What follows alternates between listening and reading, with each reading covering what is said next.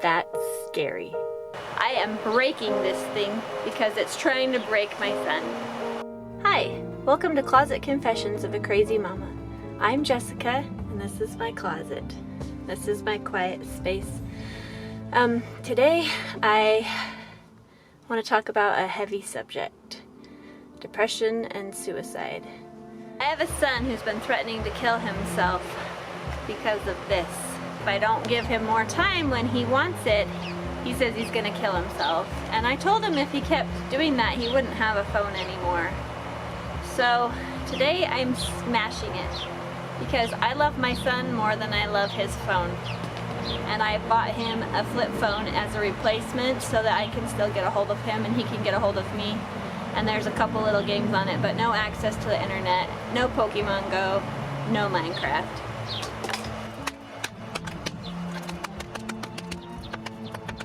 I care about my son more than I care about this piece of junk. Hopefully that doesn't work anymore. So now hopefully this won't cause any more problems. I was looking at some statistics about this. On the CDC website it says that in the year 2020, suicide was the second leading cause of death for people ages 10 to 14 and 25 to 34. That's scary. It said that nearly 46,000 people died of suicide in the year 2020. That's like one death every 11 minutes. It also said that many adults think about or attempt suicide. 12.2 million people, this is just for the United States, 12.2 million people seriously thought about suicide. 3.2 million made a plan for suicide, and 1.2 million attempted suicide. Those are stark numbers. This is a serious problem in America today.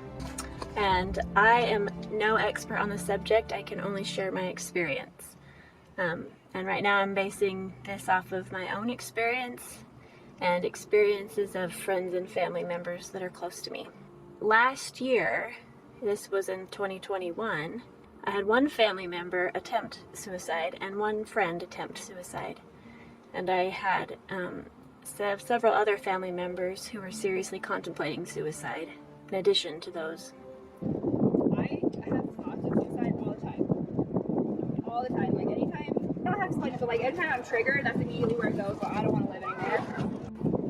But if there's plans, you know, if I'm thinking, well, what am I going to do? And I start planning, that's when I'm like, okay, well, like I'm feeling unsafe. So then we say, okay, well, like a lot of times my suicidal thoughts pass. And so it's like, if they're persistent, that's when we start considering the hospital. And I myself was struggling with depression and had thoughts of suicide. And I was so afraid to tell anyone because suicide is so looked down on. I didn't even dare tell my husband. And he knew I was struggling, and I told him several times, I'm just really struggling, I'm really struggling. But I didn't dare say anything else. I didn't realize how serious those thoughts I was having were until my friend attempted suicide. I had been really close to her and was with her a lot.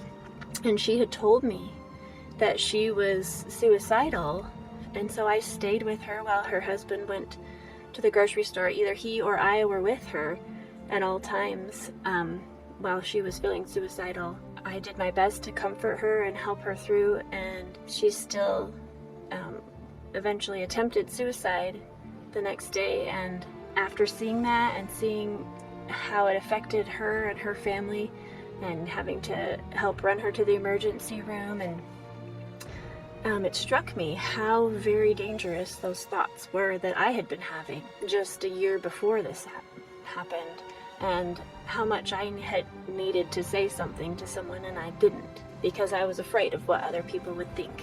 Even my very closest best friend, my husband, I tell him everything, but I didn't tell him how miserable I was and some of the thoughts I had, and it was a scary time. I think like with what we have now, after going through some experience, there's a like a graduating system of, like, there's a number system, 1 through 5. And we check in, and like 1, 2 is okay, taking a hand. Is this how you feel number system, or how close are you to suicide number This system? is like, so one is is like thoughts. it's like thoughts could arise at this moment, but they're not there. But not very Two is thoughts are present, and like, it's like, I don't want to live, life sucks, but nothing's being planned, right? Yeah. And then three is when like, how would I do it? And that's when like, I need to they be know out to in, go to the parent. and be out in a and place that is Public space. Safety measures. Yeah. And like, in fact, do you care if I talk about this weekend? I don't Later care. this week? Okay. Zach came to me on Monday or Sunday and was very concerned. He said, I'm not safe. And so we had a conversation and we took measures to do everything we could to ensure there was safety. We didn't go to the hospital, but it was definitely on the like possibility. So I remember I had been making my twins quilts, and I had just finished their quilts, and I remember laying my 4-year-old daughter down to bed and putting her quilt on her that I had just finished, and thinking, at least I got to finish this and tuck her in with it one last time. And that thought scared me, and I knew that it wasn't me, it was a problem with my brain or a temptation from Satan, that I wasn't choosing these thoughts, because every time they came into my head, I was battling them. I kept getting thoughts like, I wish I didn't live anymore. This is too hard for me. I can't live like this. I just kept feeling these awful, overwhelming feelings, and I was fighting them because I know I'm a child of God, and I know my worth and value. I know my husband needs me. I know my children need me. I know that in my head. But the other side of my head was saying, you don't have any value. All you do is cook and clean. My brain just was in this mental battle. It was seriously a mental battle. And it took every ounce of energy I had to fight that mental battle. On the outside, I just looked drained. I almost looked physically ill because it was taking every ounce of energy for me to fight those thoughts that were coming into my head, just bombarding me constantly. Luckily, I didn't give in to any temptation, but I kept it to myself because I was so afraid of what would happen if I told somebody how I was feeling.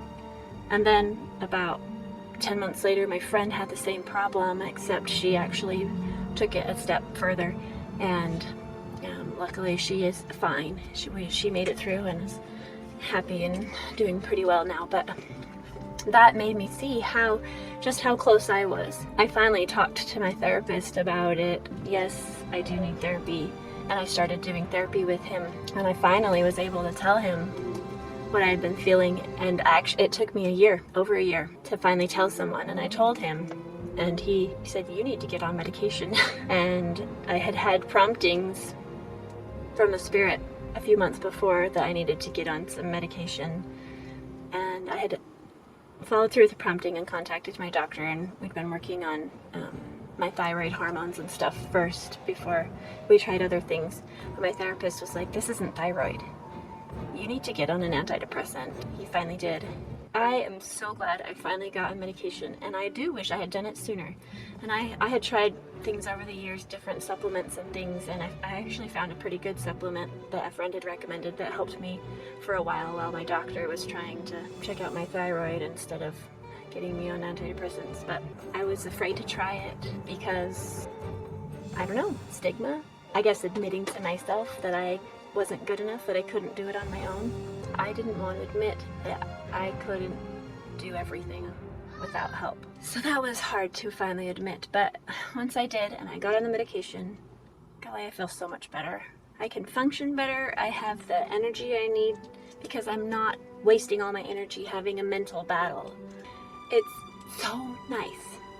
So now I spend my time doing things with my children. I've been making these videos. I've been doing so many things to help others because I'm not having that mental battle that's draining all my energy. It's been such a blessing. I also have experience with my son threatening suicide, and he yells all the time. And he's been doing this since he was, I don't know. I think the first time I heard him say it was he was 5 or 6. And it got worse and worse. And it was at its worst probably about 6 months ago, maybe a year ago. He was threatening to kill himself multiple times a day, verbally threatening. He'd yell things like, I wish I never existed, and I knew you always hated me, and I'm just gonna kill myself. Or he'd be like, even calmly, fine, I'm just gonna kill myself, if I wouldn't give him something he wanted or whatever. And I'm not the kind of mom that gives in, and so he wasn't doing it to manipulate me. Like, well, if I say I'll kill myself, my mom will give me whatever I want. No, I still wouldn't give him what he wanted, even if he was threatening to kill himself. I'm gonna kill myself. And I did try taking him to the emergency room when he was like, I'm really gonna do it. I'm gonna do it, Mom. I'm just gonna kill myself today. I'm gonna go home. And I don't want to say how he wanted to do it because I don't want to give people ideas. But yeah, he had an idea, he had a plan, and he said he was gonna do it. And so I drove him straight to the emergency room. And when the doctors came in to talk to him, they were like, do you really want to die? And he's like, no, I don't want to die. And so because he said that he didn't want to die, they sent us home. There's nothing we can do. Bye. You're doing everything right. You got him on medication. You've got him with a psychiatrist. You've got him with a psychologist. There's nothing else we can do for him. Seriously? So we wasted all that time and money going to the emergency room for nothing because I'm doing everything right. But sometimes therapy's not enough. Sometimes the medication's not enough. We've taken him to the hospital before and run through the rigors, and he just ends up coming home because he's not really suicidal. And so we don't take him to the hospital every time he says it because he's been through that. He can't learn from the experience because of the nature of his autism and his disability. He just won't learn from it. Yeah. And so we just have to find ways to deal with it. And like we said, to find ways to get him attention, to redirect him so that he can calm down and handle it better. We've been dealing with that at our house on a nearly daily basis. Although, yeah, it's not as bad as it was about a year ago. It was much worse. Right now, he's only threatening to kill himself like once a week, maybe. He got in an accident and injured his head recently, and that hurt really bad.